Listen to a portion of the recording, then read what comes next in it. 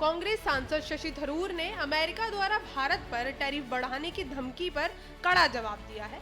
उन्होंने साफ कहा है कि अगर अमेरिका भारतीय सामानों पर 25% टैरिफ लगाएगा तो इसका सीधा असर $90 बिलियन के व्यापार पर भी। उन्होंने ये भी चेतावनी दी है कि अगर अमेरिका ऐसा कदम उठाता है तो भारत को भी अमेरिकी सामानों पर 50% टैरिफ लगाना चाहिए और उन्होंने कहा कि कोई भी देश हमें ऐसे धमका नहीं सकता। चलिए आगे जानते हैं और क्या कहा।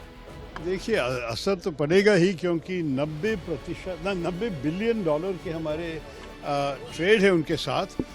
और अगर आप सोचिए कि अभी हर चीज़ 50% ज़्यादा महंगा होगा तो खरीदने वालों भी सोचेंगे कि भारतीय चीज़ों को क्यों खरीद ले। और आप देखिए कि हमारे जो कंपेटिटर्स हैं, जिस देशों से इस किस्म के चीज़ें अमेरिका को भेजा जा रहा है, जैसे कि वियतनाम, इंडोनेशिया, पाकिस्तान, बांग्लादेश भी, चाइना भी हमसे अगर कम है, तो आप सोच लीजिए कि नेचुरली उनके चीज़ों अगर कम महंगे हैं तो भारत की चीज़ बिक नहीं जाएगी अमेरिकन मार्केट में।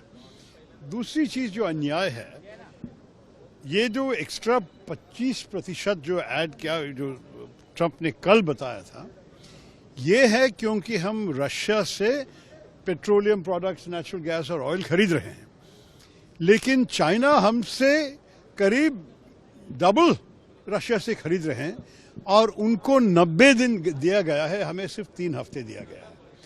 ये सब मैं अगर सोचूं तो इसमें कुछ दूसरा इशारा है, दूसरा कोई संदेश मिल रहे हैं वॉशिंगटन से, जिसके बारे में हमारी सरकार को समझ के जवाब देना चाहिए। अगर ऐसे वो लोग करेंगे तो हम भी अमेरिकन एक्सपोर्ट्स पे 50% की टैरिफ हमारे तरफ से भी लगाना चाहिए।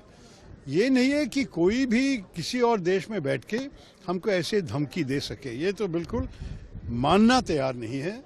और मेरे ख्याल में हर भारतवासी कहेंगे कि इस विषय पे हम सब एक हैं। आपको महत्वपूर्ण बात कहा कि 50% भारत को भी रेसिप्रोकल टैरिफ लगाना चाहिए। रेसिप्रोकल तो उनका ही लफ्ज है, वो खुद कह रहे हैं कि रेसिप्रोकल है। हम जब उनके ऊपर नहीं दे रहे हैं, मेरे ख्याल में हमारे जो टैरिफ्स है जिसके खिलाफ ट्रंप साहब शिकायत कर रहा है, हमारे तो एवरेज टैरिफ्स अमेरिकन गुड्स पे 17% है। तो अगर आप सोचेंगे कि 17% के बदला वो लोग 50 कर रहे हैं, तो हम क्यों 17 पे रुके, हम भी 50 तक कर सकते हैं।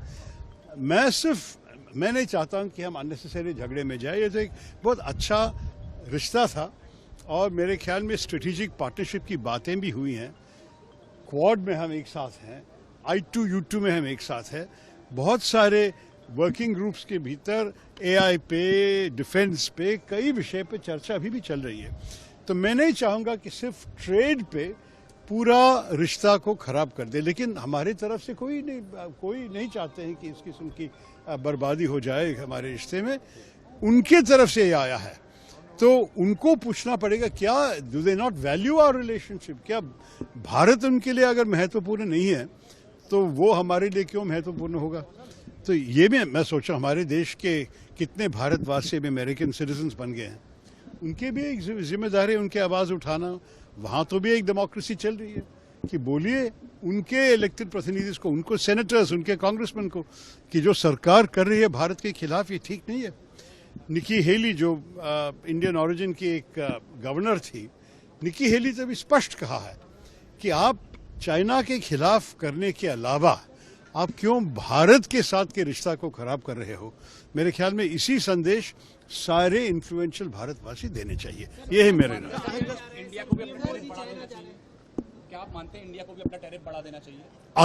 अगर वो लोग इसको ये अगले 3 हफ्ते में बदला नहीं और अगर 50% असलियत में हुआ तो मेरे ख्याल में हम भी 50 उन पे लगाना चाहिए उसी वक्त, उधर तक नहीं।